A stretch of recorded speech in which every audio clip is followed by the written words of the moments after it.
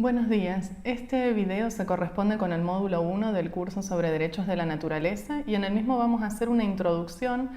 En realidad es una introducción más amplia que aquello que se vincula al reconocimiento de los derechos de la naturaleza, porque lo que vamos a intentar reconstruir muy brevemente son las distintas traducciones que hacia el campo legal se han dado en relación a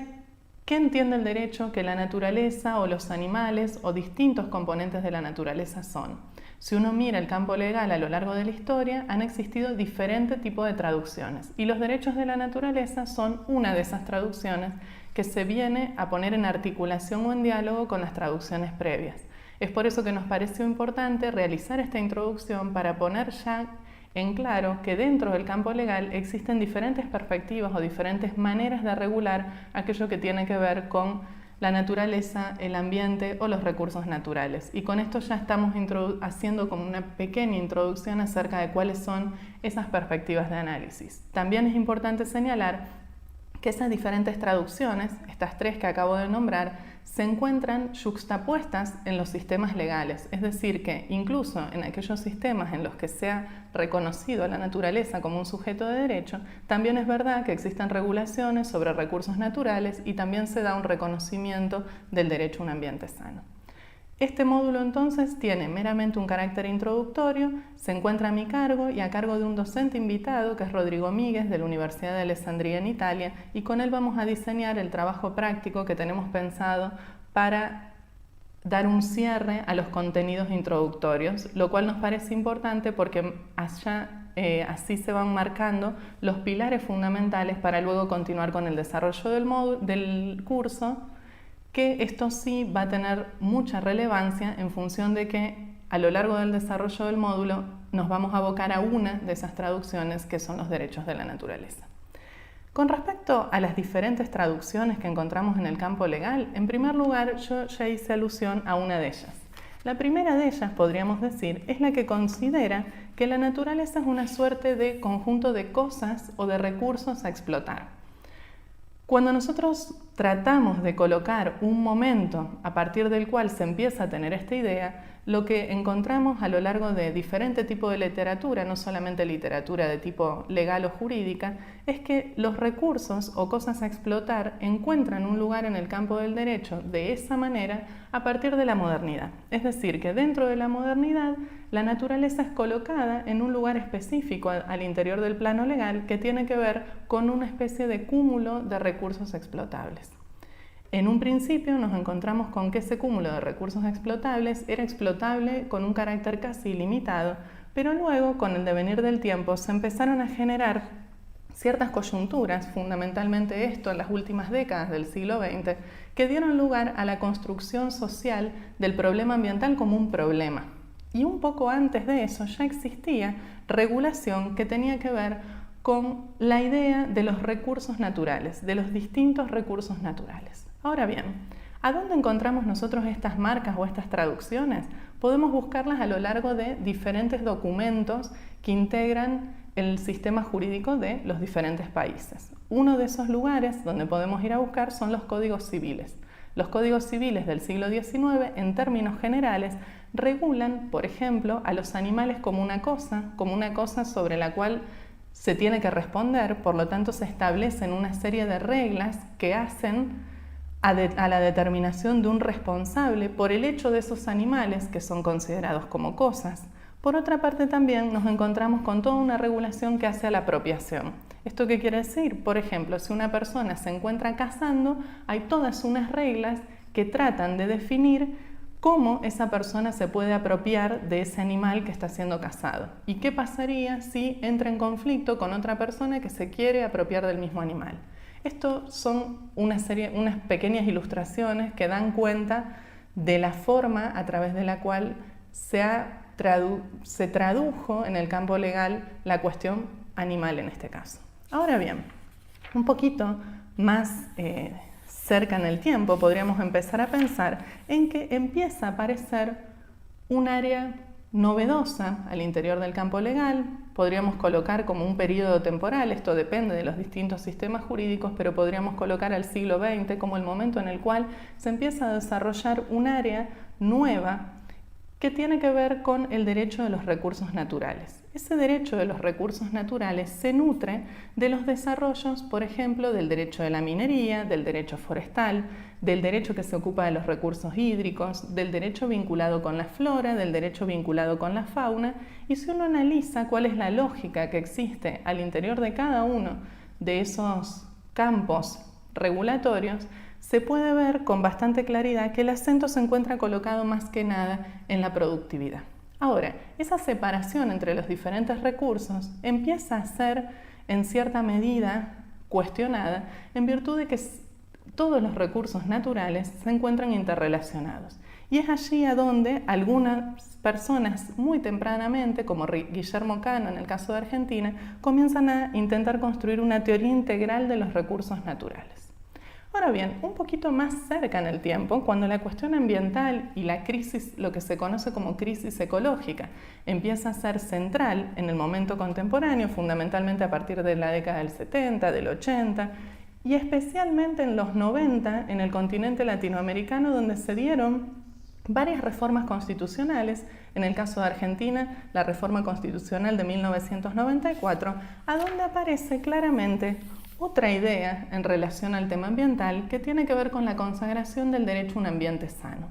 Y aquí cambia un poquito la idea porque se empieza a problematizar esta perspectiva que tenía la naturaleza como un reservorio de recursos. Es decir, de esa idea de los recursos naturales explotables de manera limitada o de manera controlada a partir de un derecho que regula cada uno de los recursos, empieza a modificarse de manera tal que se empieza a pensar en el derecho ambiental que tiende a la protección del ambiente. Ustedes habrán escuchado hablar seguramente del ambiente como nuestra casa, el ambiente como aquello que nos rodea a nosotros los humanos. Y eso es importante porque ese punto distingue bastante esta perspectiva de la que nos ocupa en este curso virtual, que es el reconocimiento de la naturaleza como un sujeto. En el caso argentino, nos encontramos con que el artículo 41 de la Constitución Nacional hace referencia a esta mirada, dado que prevé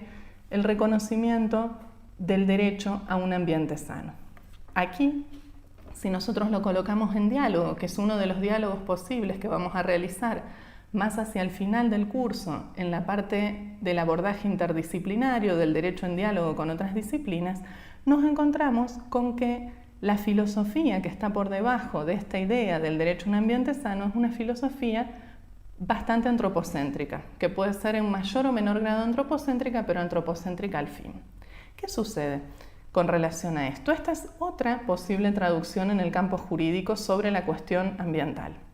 Más cerca en el tiempo, en el siglo XXI de hecho, empiezan a desarrollarse en algunos sistemas legales otras traducciones regulatorias. Y esas traducciones regulatorias reconocen a la naturaleza como un sujeto. Esto, si bien se da en el siglo XXI, es una propuesta que venía desarrollándose en distintas áreas, fundamentalmente dentro del ámbito de la filosofía, que postulaba, aunque no en todos los casos, que era necesario el reconocimiento de los derechos a la naturaleza o bien el reconocimiento de los derechos de los animales. Y ahí hay dos campos dentro del ámbito de la filosofía que han contribuido bastante en relación a este tema. Eso fue traído al campo jurídico y hay un artículo que se considera fundacional, que forma parte de la bibliografía de este módulo 1, que es el artículo de Christopher Stone, a donde él se pregunta si los árboles podrían tener legitimidad procesal. Ese texto fue publicado en 1972 y luego articulado con otra investigadora y profesora francesa, Marie-Angèle Hermite, que se plantea cuestiones parecidas en relación a generar un estatuto específico, un estatuto jurídico específico sobre áreas en las cuales se protege la diversidad biológica. Es decir, es una idea que se empieza a discutir también en el campo jurídico. Pero ¿qué sucede? Y bastante tempranamente, por cierto. ¿Qué sucede? Que estas ideas recién llegan al campo regulatorio en el siglo XXI. En particular en un país latinoamericano que es Ecuador. En el caso de Ecuador, en el año 2008, se dio un proceso